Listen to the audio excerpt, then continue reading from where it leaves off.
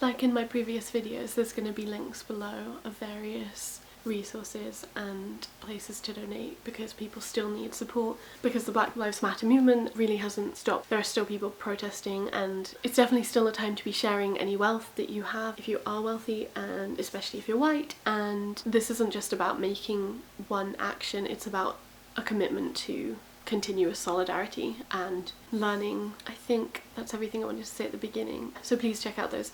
Hopefully there should be chapter 3 of Are Prisons Obsolete up soon, or maybe before this video, I'm not sure. And yeah, I'll link that as well in case you want to read along. I think that's everything. On to the next part of the video.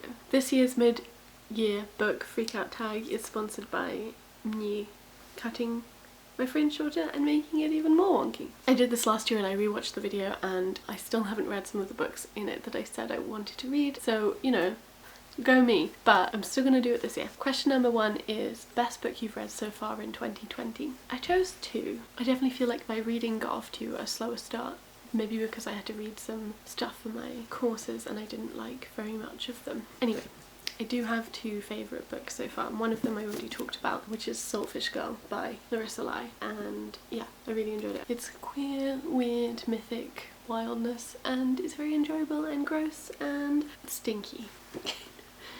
And then the other book is in this Bind Up the Earthsea series. The book that I would choose from this is Tahanu, which is like an incredible book, and I'd really recommend it. I think it's quite hard to talk about. It's a lot about violence and harm, and it's also a lot about what healing can consist of and does consist of, and it's also about what is justice versus punishment. And it made me cry a lot, and it's very, I think, well written and tender.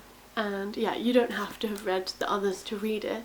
I would like to go back and maybe read 1 or 2 of the other books, specifically The Tombs of Atuan, because I loved Tahani, whose name is the title.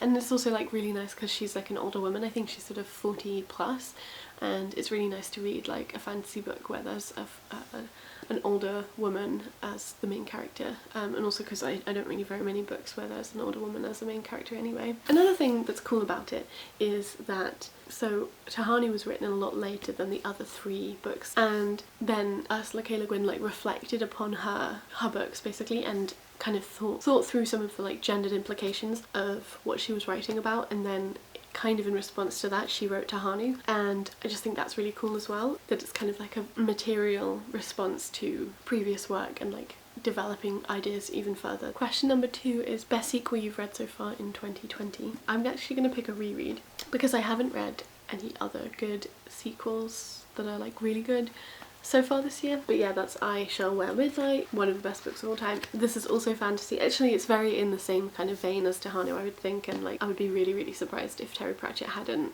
read Ursula K. Le Guin and been inspired by her work in the way that he represents witchcraft in the Discworld series.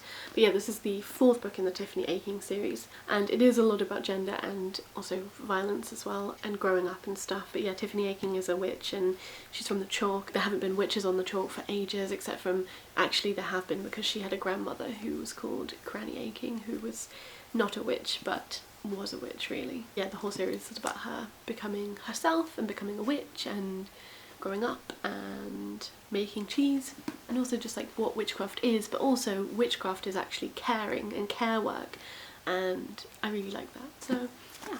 Question 3 is new releases you haven't read yet but want to. One that I own is Feminism Interrupted, Disrupting Power by Lola Olufemi. It's a non-fiction feminist book. I think Lola's really cool, so I am hoping to get to that fairly soon. And then another one that I would like to read, which is also non-fiction actually, is Hope Against Hope. It's by a collective called Out of the Woods, and they're a small c communist ecological writing collective. I've read some of their stuff about disaster communism and a critique of Extinction Rebellion, and I really like their stuff, so I'm excited to read their book. I also really like the cover. Question number 4 is most anticipated release for the next half of the year. I'm going to say 3 things. Blue Ticket by Sophie McIntosh, which comes out in August I think. She's the author of The Water Cure, which I adored when I read that, so I'm very excited to read this next book from her. There's also Ring Shout by P. Jelly Clark, which looks incredible as well. I think it's set in the similar universe that he's already written about. I think it's the one in The Black Lord's Drums, where it's a kind of steampunky, Civil War-ish New Orleans, but there's also like magic and fighting against white supremacy. I also have tried to like not learn about it that much because I know that I really want to read it, but I find that people say way too much when they talk about it stuff.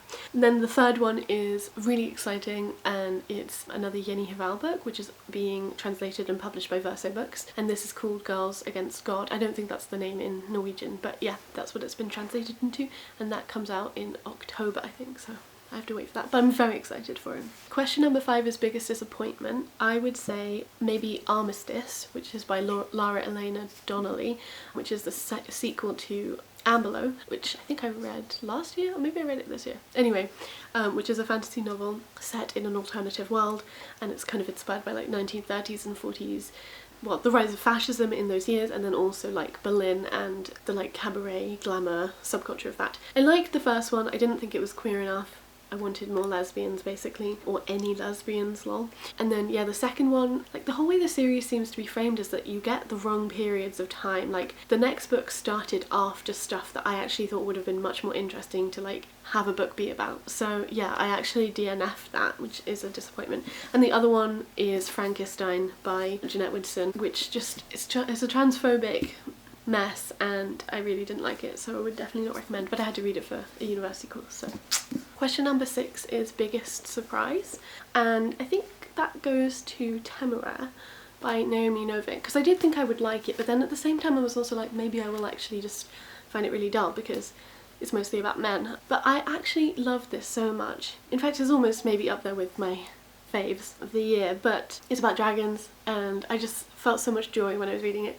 And it's the first in a really long series, and it's about like a man who finds a dragon egg, becomes a dragon rider, and it's great fun. It's set in the Napoleonic Wars era, so in like the 1800s. Question 7 is favourite new author, debut or new to you, and I am not quite sure about this answer, but like I think this is the only one that really makes sense in the context of the other things I've read, and that's Aliette de Bodard, who wrote In the Vanisher's Palace, and which I read in May, and I really enjoyed it. I definitely think it sort of tries to do a bit too much considering how short it is, but I think it's a really nice exploration of kind of like health autonomy in a way, and healing and sickness, and also parenting and mothering specifically, I guess. And it's also queer, and there's a sapphic romance, and also dragons. After reading it, I wanted to read more of Aliette de Bodard's work. Question number 9 is newest favourite character, and I'm not entirely sure. I think it's a toss-up between Temeraire, the dragon, or Tahani. Yes, maybe it's because I see myself in kind of both of them. Temeraire is just a really fun character because he is a dragon and he doesn't like get stuff sometimes, which is a big mood, but he also has very strong feelings of loyalty and love towards Will, who's the main human character. Question number 10 is book that made you cry, and I would say that's Pet by Kweki Emezi. Yeah, I've already talked about this, don't need to talk about it more and cry even more. Question number 11 is book that made you cry, and I picked Lolly Willows by Sylvia Townsend Warner, which I also have talked about on this channel actually, and it's just really fun. It filled me with vibrant light and feelings of aliveness, and that was nice. Question number 12 is most beautiful book you've obtained so far this year. I mean, I already showed this, but I do think Pet is definitely up there, and it's so shiny. It is different from the US cover, I think, but I still really like this cover and how shiny it is. I guess all of these are shiny, but I also really like this cover, which is also a children's book called The Mystery of the Clockwork Sparrow by Catherine Woodfine, which I haven't read yet, but I think it looks really nice. And then I also really like the Unspoken Names cover, which kind of surprises me actually. I don't know quite why I like it, but I think it's just cool. Maybe it's because I like the book and then I'm kind of projecting onto the cover, but anyway, it's nice as well. I'm almost finished it too, so. And the last question is question 13. What books do you need to read by the end of the year? Which is the question of the hour, really, isn't it? Well, one thing that I don't own that I would really like to read this year is Revolutionary Mothering, which is edited by Alexis Pauline Gumbs and Maya Williams, I think. I might be wrong. I will indicate if I am wrong, because that looks really good, and also like that's just like what I care about really. And like I said, I also would like to read Feminism Interrupted soon, and then some others that I would like to read. I really want to get to Girl, Woman, Other soon, and also The Quarry Road by Nan Shepherd, and The Faggots and Their Friends Between Revolutions by Larry Mitchell and Ned Astor, also partially because this is not my copy. And lots of dissertation things, and including like The Girl from the Farm by Gertrude Dix, who nobody knows or cares about really. I think that's everything. I hope that was enjoyable, and also I was clear. Videos are hard, speaking is hard, reading is hard. I hope that you are doing okay, and like I said before, if you have wealth then you should be thinking about how to redistribute that and potentially setting up like monthly donations and things to keep the longevity of things longevity of things going. I really hope that everybody is safe and as safe as they can be and can find some solace. Let me know what you've read so far this year, if you like any of the books I've talked about. Cool. Bye!